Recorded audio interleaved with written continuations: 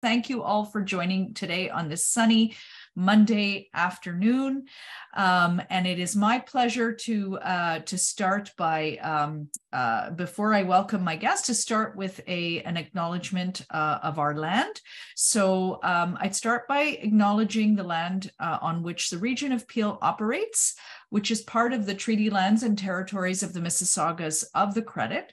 For thousands of years, Indigenous peoples inhabited and cared for this land.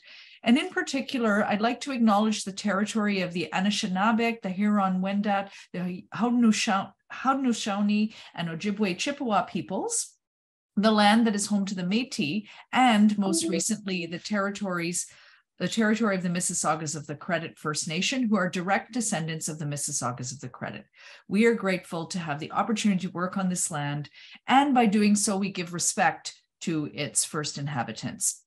Now, I also want to mention that we're all treaty people, and many of us have come here as settlers, immigrants, newcomers in this generation or generations past. And so we would like to also acknowledge those of us who came here forcibly, particularly as a result of the transatlantic slave trade, and to pay tribute to the ancestors of African origin and descent. So without further ado, I would like to welcome you today to a very special presentation by one of our colleagues, Dr. Valeria Rack, who will be presenting today on guiding primary care diabetic retinopathy screening in Canada through the use of provincial healthcare administrative data, the role of patient-oriented research in developing new models of care, preventing vision loss from diabetic retinopathy. So before I introduce you formally to Dr. Rack, I'd like to just review some housekeeping items. So first of all, we appreciate our audience muting themselves during today's presentation. There will be an opportunity for questions at the end of the session, and we will be inviting questions both through the chat box as well as using the raise hand function. If you have questions during the event that you would like the speakers to address at the end of the session, please enter them in the chat box. Lastly, please note that today's session is being recorded, and we will make the recording available on the network's website. Now, I'd like to introduce you to our speaker today. So it's my great pleasure to introduce Dr. Valeria Rack, who is a scientist and health technology assessment lead for the Ted Rogers Centre for Heart Research at the Toronto General Hospital Research Institute in Toronto. She is also a director of the program for health system and technology evaluation, as well as an associate professor at the Institute of Health Policy Management and Evaluation at Dalla School of Public Health in the University of Toronto. Dr. Rack is co-lead of two research programs within the CIHR SPOR Diabetes Action Canada Network.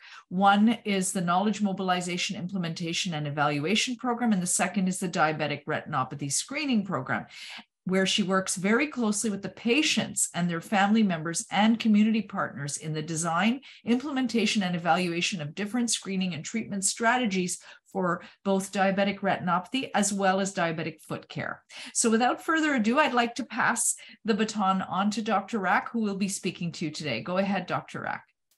Thank you so much for the lovely introduction, and thank you for inviting me to speak today. This is a very special work.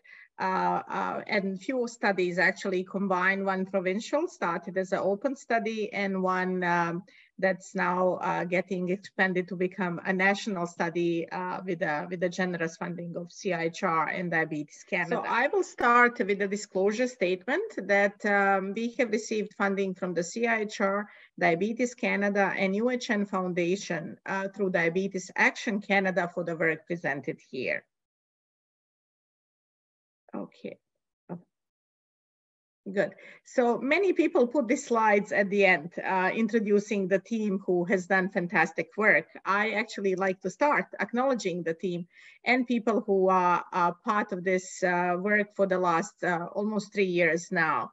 They are part of the program for health system and technology evaluation.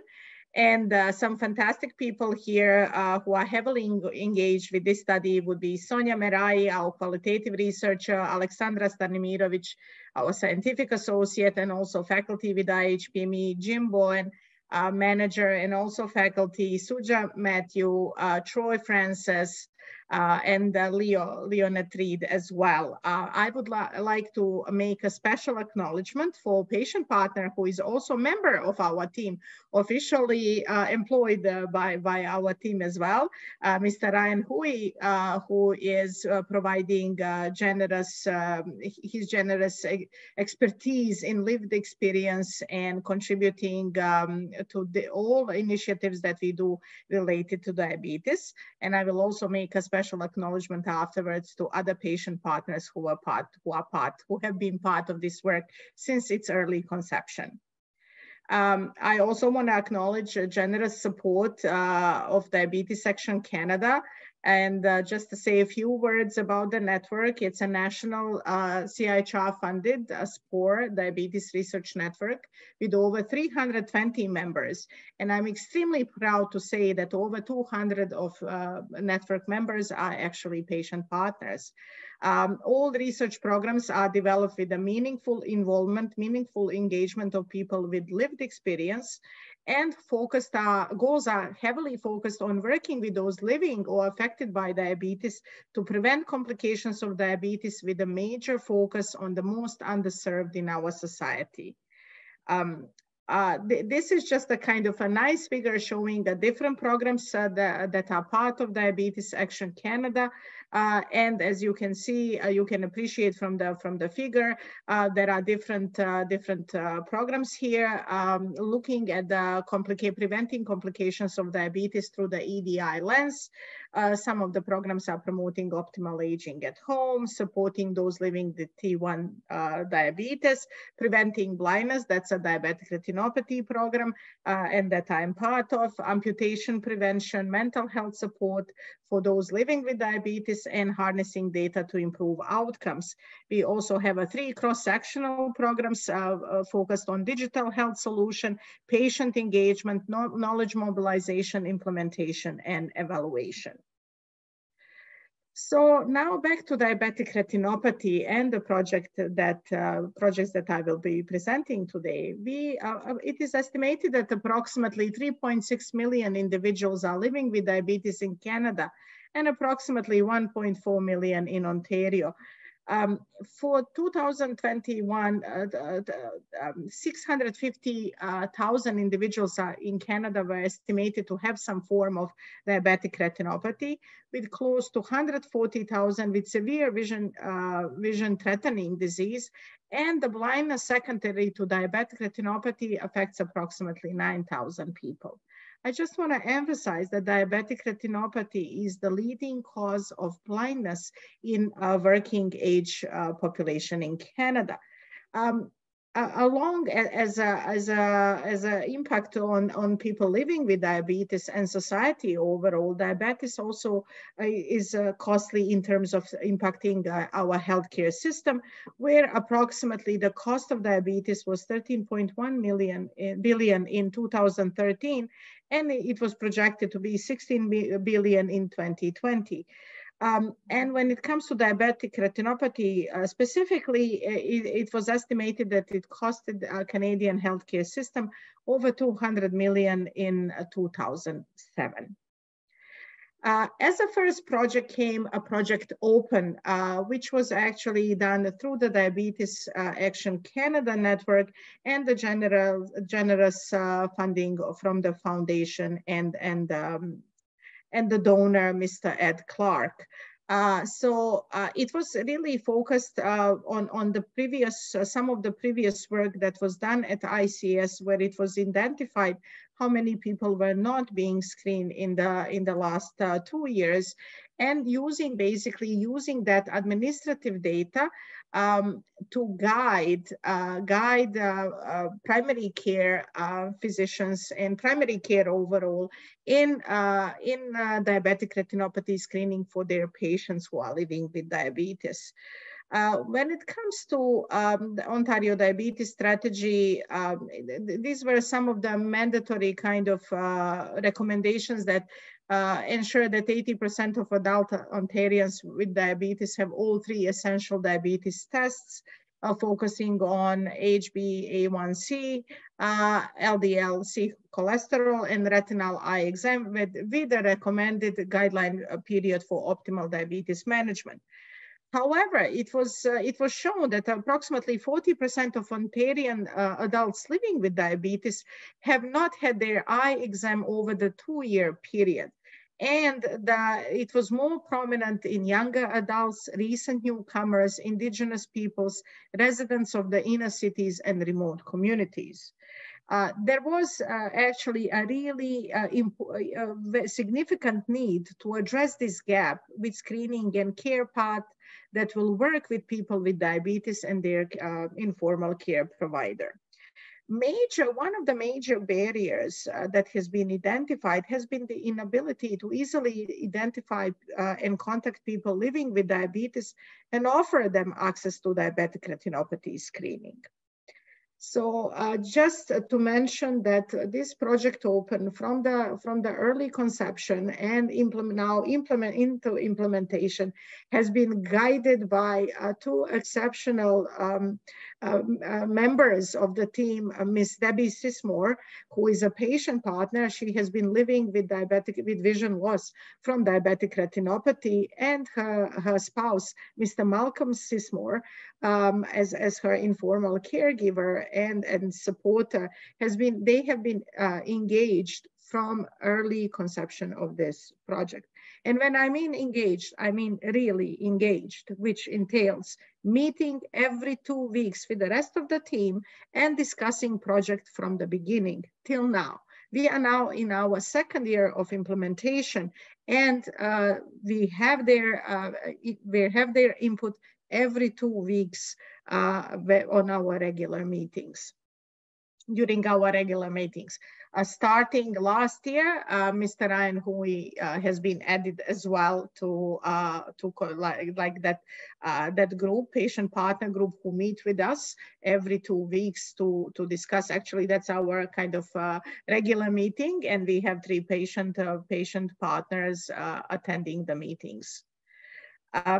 So this initiative started with really, this is in a nutshell, basically a schematic presentation of the initiative, where we start with using provincial health administrative data and primary care setting data to identify people that were not screened in the past 425 days. That data then gets transferred through the ICS to community health centers, participating community health centers, or in other provinces, as you will see, it might be primary care networks. And then they invited their patients from their roster who were not screened and offer them first raise the awareness, inform that they have not been screened, they need to be screened, and they offer them access when it comes to community health centers in participating in our study, offer them screening through teleretina program, screen them, and then if pathology is detected, they are further referred for the ophthalmology exam and followed up with the appropriate treatment if needed. So as you can see from here, and I will speak a little bit more about that later, is we started with Ontario, but then we were successful to obtain CIHR Team Grant and expand that approach, that population-based approach, to other provinces as well. Starting, we are about to start with Alberta, and then the next one goes Newfoundland and Labrador, and British Columbia is the last one from the planned CIHR Team Grant. So with respect to Project Open, we work with the ICS administrative data, but we also combine with the birth administrative data, with the birth data that came from the community health centers from Alliance for Healthier Communities to identify people that were not screened in last 425 days.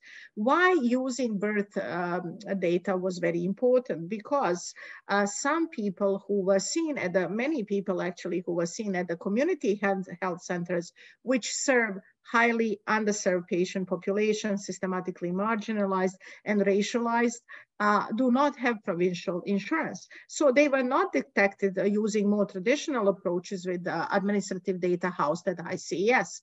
And just to give you a flavor, with some of the community health centers, for example, South Riverdale, the percentage of patients that were identified without the provincial insurance was 29%. So we have between 19 to 29% across the different participating community health centers. So again, when the cohorts of the unscreened patient population are identified for each community health center, then ICS is transferring that data to community health centers who are then calling patients and inviting them for screening. Researchers never have access to ICS data. On our side, like our research team, it goes directly to community health centers who are caring for those patients. When it comes to CIHR Team Grant, as I mentioned, this approach we wanted to scale it to other provinces.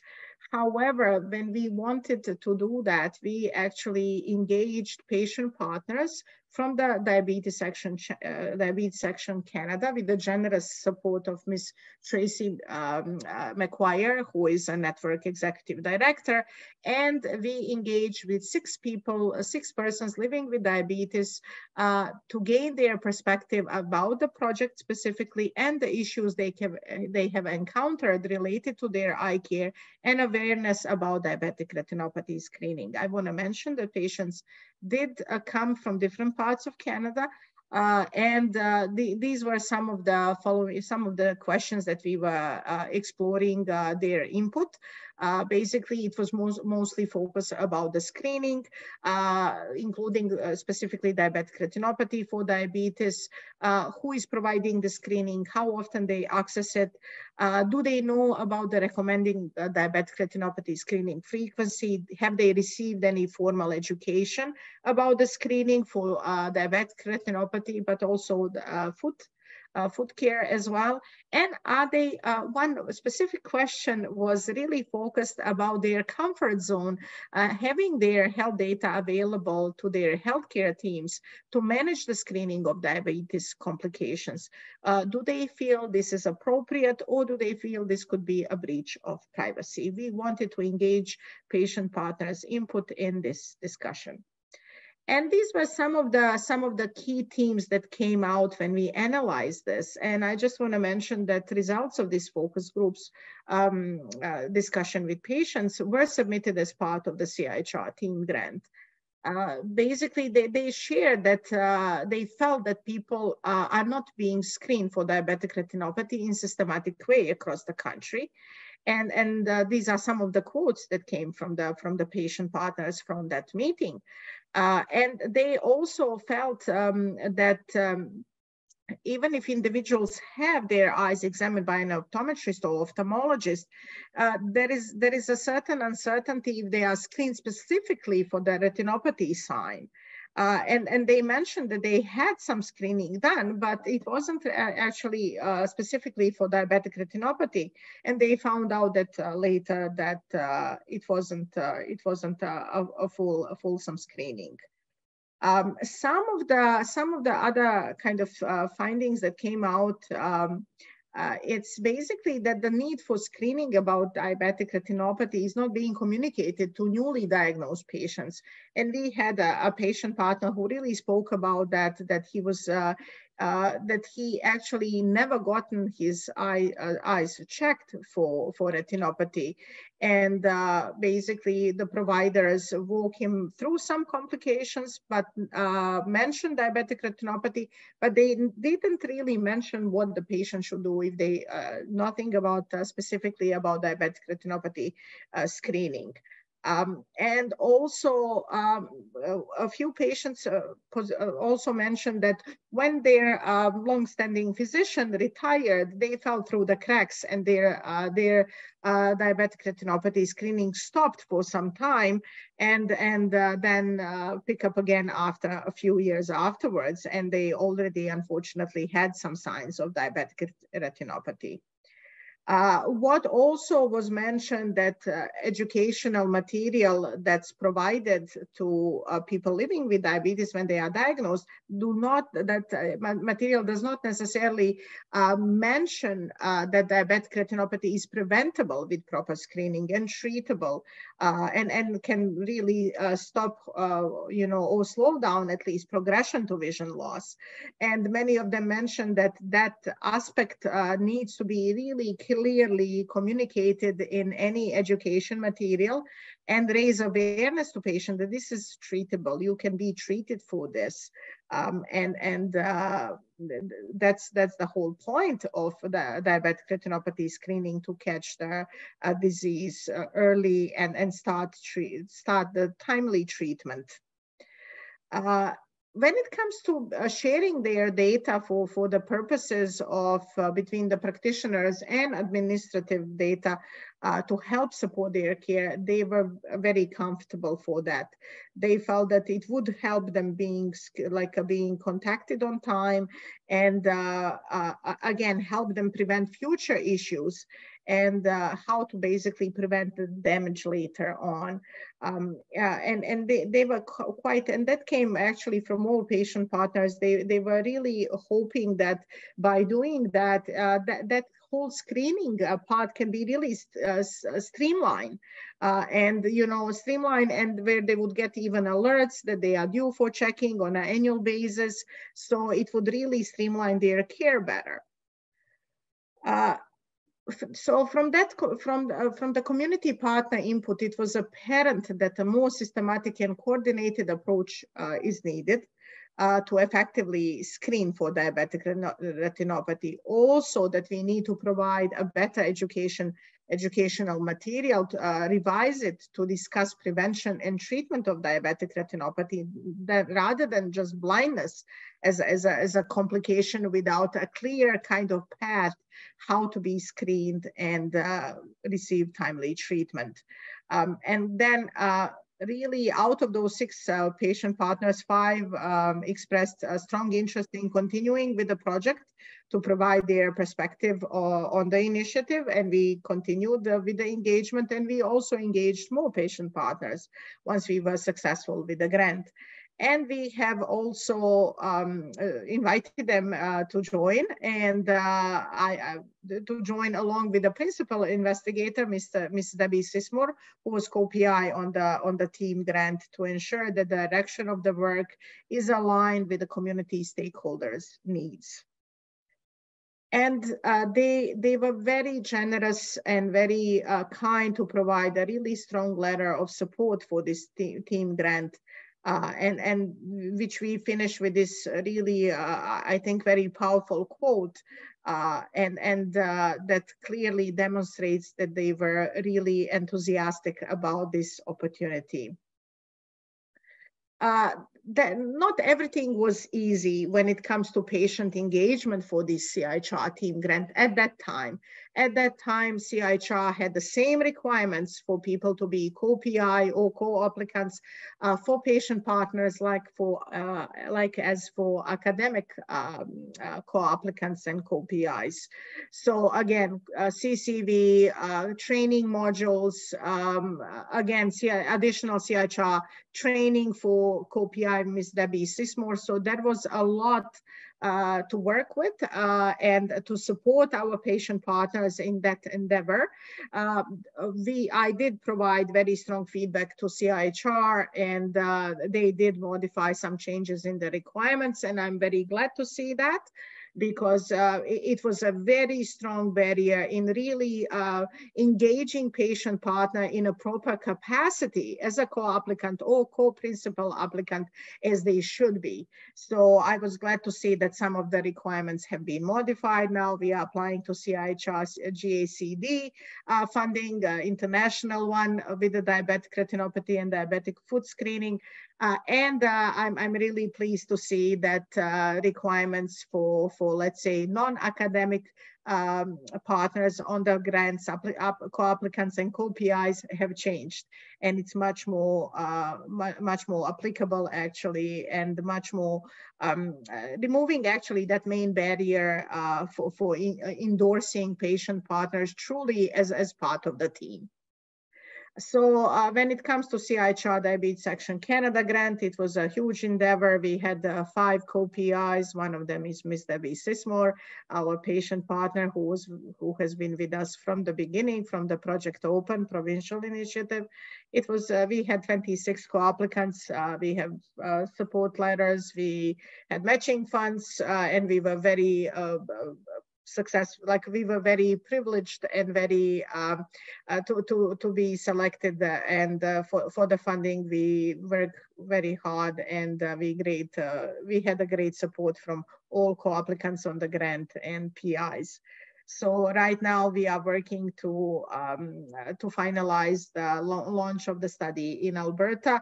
But again, we have another administrative barriers, just signing agreements between the institutions and transferring funding can also provide additional headache and slow us down in our endeavors. With the team grant, again, we have 2 exceptional patient partners who are upfront and central with the team from Ontario side. We are also getting partners from other provinces as well. From when we are now expanding to Alberta and then further to other provinces. Patient partners have been heavily involved even with the implementation side of this, and they will be with the evaluation side of it as well as they are leading the development of the knowledge translation tool, more specifically educational material for the patients, but also for the healthcare providers. And they are leading other knowledge translation strategies focused on patient partners and community stakeholders. We had another workshop with the patient partners on October 2023 as part of Diabetes Action Canada workshop days. And it was really successful to engage people also from IDHC and other communities. And now we are expanding and applying for other funding to really think about diabetic retinopathy screening and diabetic foot care screening as well, diabetic foot screening and diabetic foot care in Indigenous communities through Indigenous Diabetes Health Circle in Ontario. So this was, as you, I hope you remember from the few slides from the beginning, this is the intervention, how it is being designed.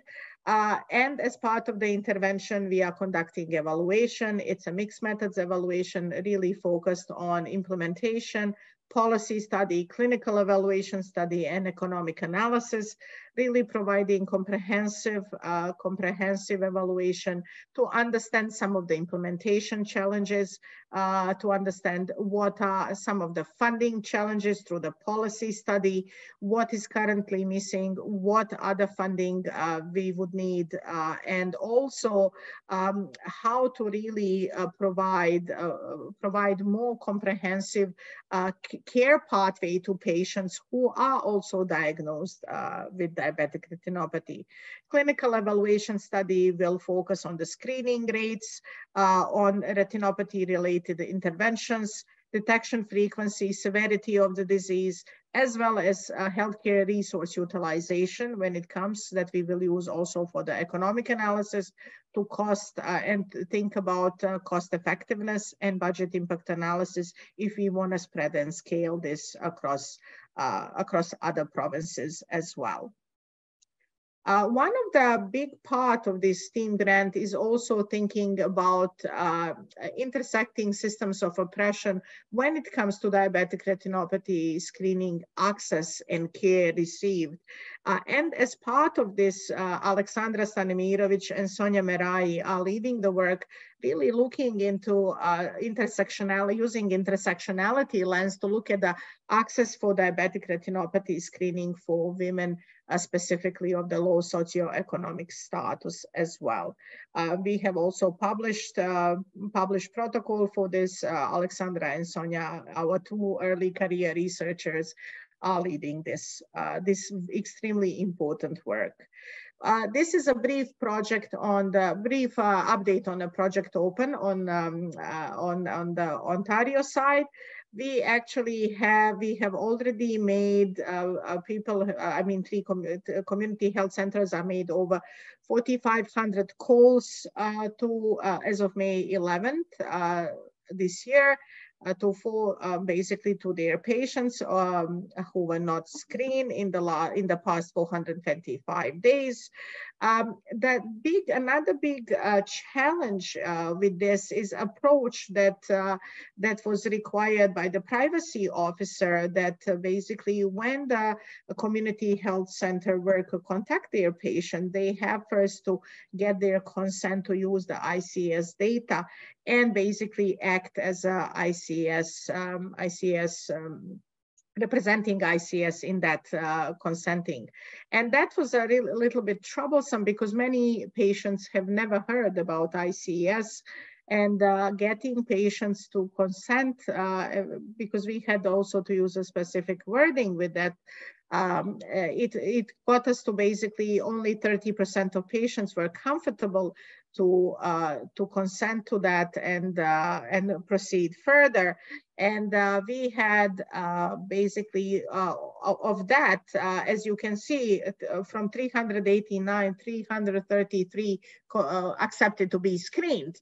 And very importantly, over 100 patients wanted to be contacted about the interview and participate even in our qualitative study, which is fantastic. We originally planned to have 30 to 35 patients from each province, but since we have such a great response from the patient partners, we are thinking to amend our approach, and in addition to semi-structured interviews one-on-one, we will also use focus groups just to really honor patients' voice and give them opportunity to really help us shape the program that is currently being implemented across the 3 CHCs to better fit their needs. I also want to mention that, as you can appreciate, that we had some patients who didn't accept the screening.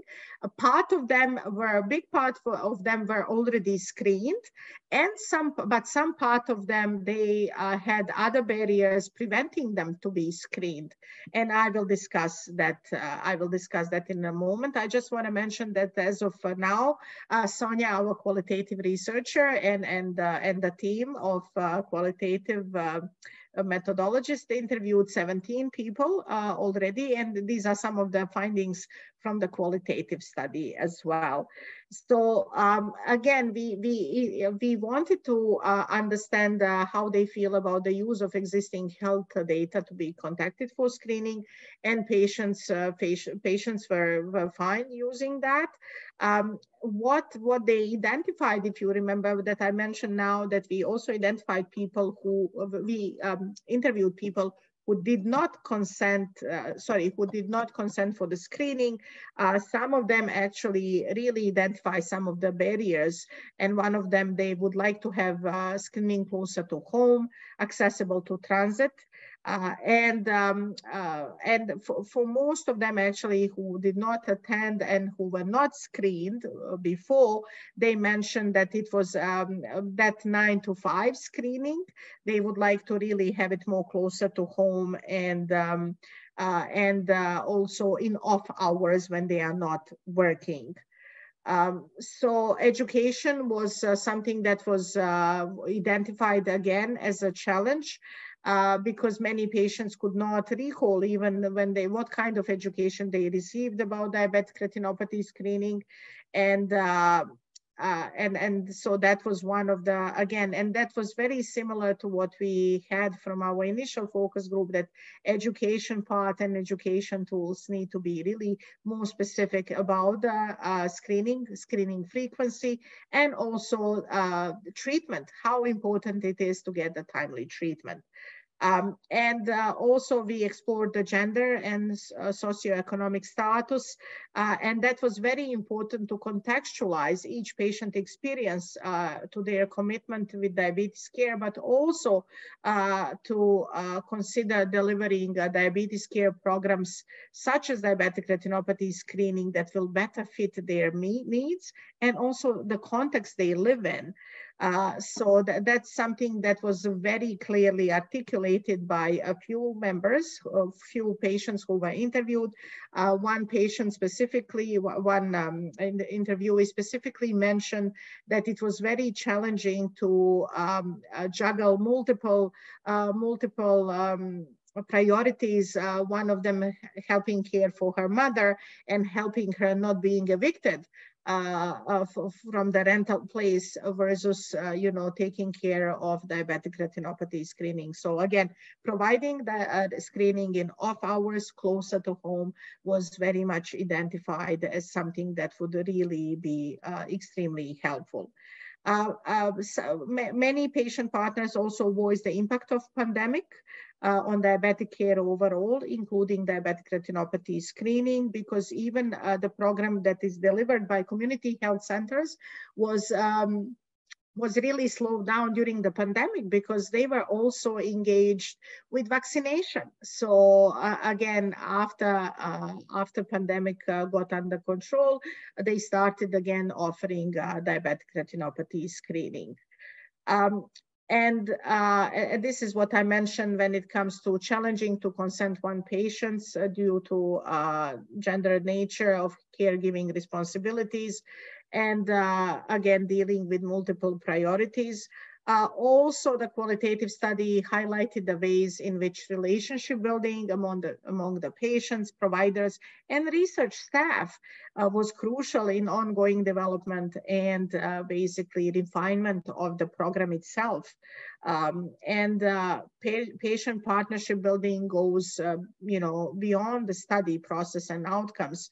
And the open study includes conversations with patients about research process, about diabetic care, their current experiences that they are going through, and that relationship building, as patient partnership building, where the patients are part of the research process, and is extremely needed and very, very much welcome as part of the studies that we are doing.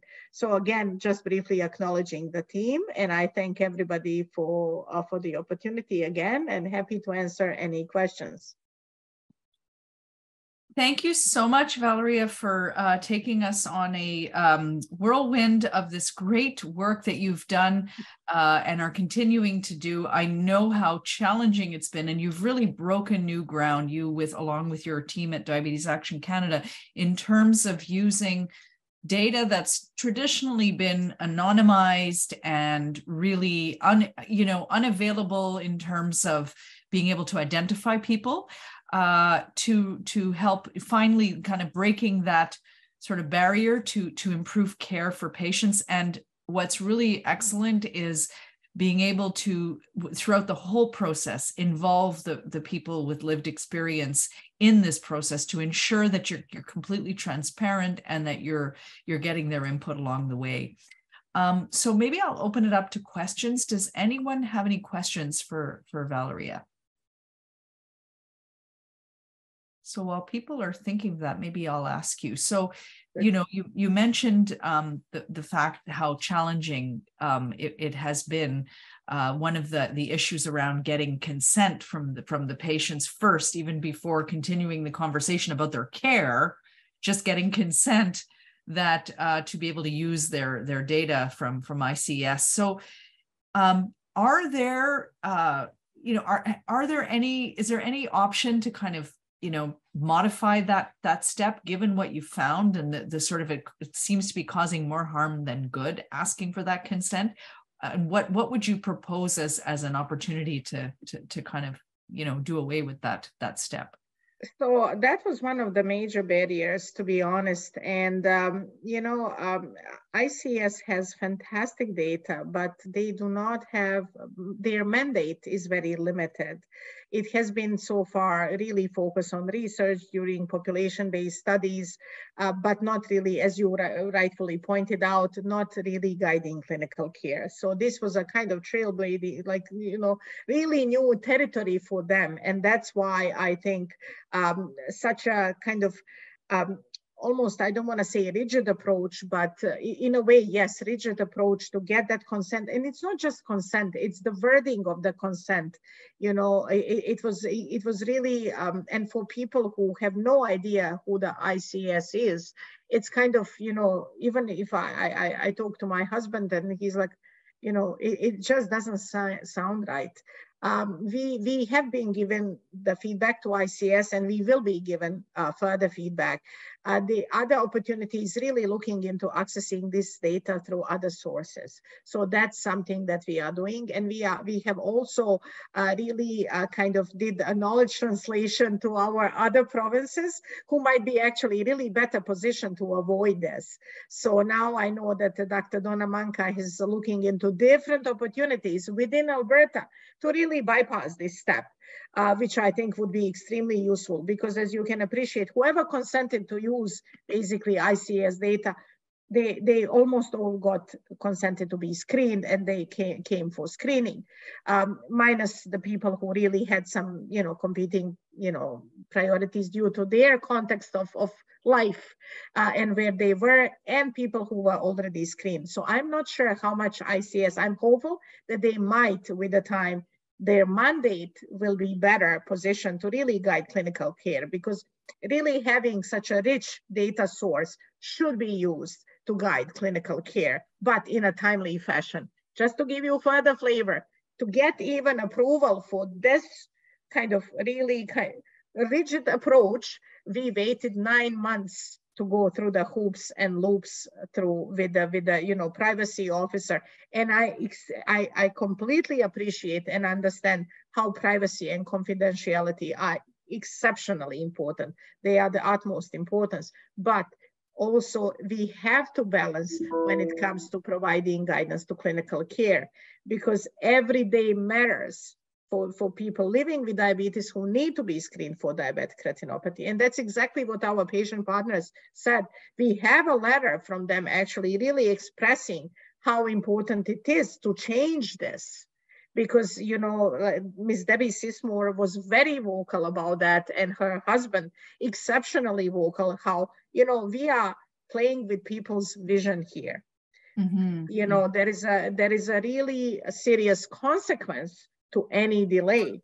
So anyway, we are exploring. So once I know the answer, more solid answer with respect what other data could be used without this consenting process, I will let you know. No, that's great. Any questions from the audience? Just raise your hand or put it in the chat. Okay, well, I guess if people are still thinking, maybe I'll ask another question. Sure. So just along those lines, I'm sure you've heard this before. How is this different than what Cancer Care Ontario has done with sending letters to people if they're out of date for their colorectal or cervical or breast, mostly breast and colorectal, I think, screening, people get letters? So that's actually something that we are hoping to achieve, that we will be again, we will have that same opportunity that people will be invited for diabetic retinopathy at that population level, with that population level approach. I think that would be the best, because again, bypassing all the challenges would be really good. So that's something that we are currently working through Ontario Health as well. So we'll see how successful it will be. There was a certain level of funding there is a certain level of funding that's required for that as well. And we know whenever there is a funding, funding challenge, it may take a little bit of time, but we have started to really work more systematically with Ontario Health, exploring that as well. Thank you. And then finally, I guess, you know, taking ICS out of the equation by looking to see how you can leverage now more and more EMRs, right? That are on, Absolutely. like that are now digitally available, and you wouldn't require a third party, right? You could just, the EMR often, patients can sometimes access it, but in at the very least, it's within the person's clinical care. So have you looked at using EMRs? So that's something that we are looking. The only challenge is, let's say, how it's getting collected in EMR of primary care if patient has diabetic retinopathy, if they receive the treatment, if they were screened by optometrist, if they were screened by ophthalmologist, how much of that follow-up is recorded back in EMRs. I think that's where the challenge is. It's identifying patients, and some systems are, I would say, better than than the others. So that's so that's something that Alberta is looking to see how much, if they could leverage that, and that's something that we are also looking now to see if we can leverage that approach. So yes, absolutely. It's just that follow up on the patient. That follow up loop, I'm not sure how well is captured in EMRs. Right. So still some work to do there. Absolutely. Any questions from anyone in the audience? Just looking. I think you were a crystal clear, so we don't have. Oh, here's a question. Okay, so there was one question around the fact that you mentioned that some patients didn't get proper screening. Mm-hmm. So maybe you could explore that a little bit more and how that could be mitigated. Absolutely. It's basically, they mentioned that they went for screening on an annual basis, but then after some time, it was determined that it wasn't for diabetic retinopathy. They were screened, whatever was, and again, but then when they went afterwards, they would specifically ask for screening for diabetic retinopathy. Because again, that was identified by actually two patient partners, one from Ontario and one, I believe, was either Quebec or BC. But yes, it's actually really specifically asking for diabetic retinopathy screening if you are being screened by optometrists, specifically mentioning that, and also ophthalmologists specifically mentioning that it's for diabetic retinopathy screening. Okay, thank you. Okay, any question, Dr. Shaw? I think you might have a question there. You just sent me a message. Sure. Hi, Val. How are you? Hi, great. Nice to see you. Thank you for that presentation. That was excellent. I just wanted to ask you, I mean, you sort of alluded to it just now in your response, but was there a difference between optometrists and ophthalmologists? Because that's something I've often wondered about, in part because of the differences in their sort of geographic distribution and where they're at, but also the funding models are very different. And, anecdotally, we hear about upselling from optometrists and so on that might become a barrier to people and so on. So did you get a sense of that at all from either your data or from the like your quantitative data or from the focus group work? So basically, with the quantitative data, we didn't specifically look at the optometry versus ophthalmology yet. We look at the basically screening. However, with respect to what is being provided through the community health centers where they are participating now, where the patient comes, it's a teleretina program.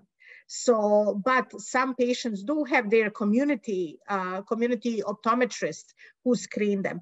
I would say that data shows that actually in Alberta, many patients are screened by optometry. So that's something like their community optometry.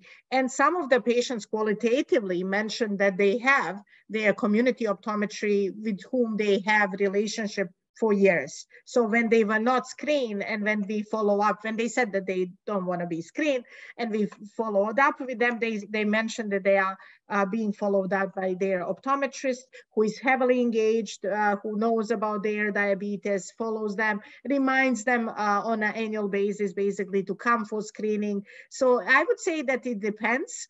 Some patients have really good relationship with community optometry. Some actually would go and get screening, let's say, through the ophthalmology or teleretina program. And the same goes for other provinces as well. I think one thing that we really need to think about is really how to engage optometry more. When it comes to diabetic retinopathy screening, because just for the sake of the workforce, when you see the numbers, we know that, let's say, the ratio of optometry versus ophthalmology in Alberta is 8:1. 8 optometrists for 1 ophthalmologist. So, you know, it's again thinking about maybe leaving ophthalmology for treatment of diabetic retinopathy and using optometry, like engaging, not using, I don't want to say here, but engaging optometry really for diabetic retinopathy screening. Just to mention that for this grant, the CIHR Team Grant, we also have had a very strong support from the Canadian Optometry Association. So we are starting to engage them as well, both provincially and nationally for the other provinces as well. But also to answer briefly your comment about the funding. Yes, the funding, let's say, is not existent. First, they are not reimbursed for the follow-up note like ophthalmology is. So optometry is not being reimbursed for that. And that's one of the policy questions that we are looking at through the policy study, basically looking different funding models for optometry and ophthalmology in different provinces, and also for the follow-up note. So that will be something also to think about, and also discussing basically, funding from optometry overall, if they are funded differently from private insurance versus public health insurance, that also has an impact on their engagement with respect to diabetic retinopathy screening. That's great. Although, I mean, the policy issues aside, I'm not sure we get that many follow-up notes from the ophthalmologist side, but anyway, that's a separate conversation. Yeah. Yes, exactly. Yes, it's really piecemeal. I agree. But yeah, no, great. Any other questions? Great. Well, if there are no other questions, I'd like to ask everyone to please join me in thanking Dr. Rack for speaking today, for a wonderful presentation, and for the thought-provoking questions and comments from the audience. Thank you so much, Val, for joining us today and sharing your work, and we're looking forward to hearing more about it. So please ensure you complete today's evaluation for this session. Lydia's added it to the link in the chat pod, and it'll also be sent by email to those of you who registered. Now, just to let you know that our next event will be on June 19th, at noon, and it will be an exciting one. We actually have a guest speaker, Dr. Paul Block, who's going to be coming to us from the Steno Diabetes Center in Copenhagen, Denmark. He's going to speak to us about the great work that that he has been leading through the Cities Changing Diabetes program, and just has been doing some really interesting work around engagement of neighborhoods and community in diabetes and prevention and health promotion initiatives. So please make sure to join us. We will be sending more information soon, and we will be putting information on our website for registration. So we hope to see you all there. And with that, I would like to say thank you again for joining us, and have a wonderful afternoon.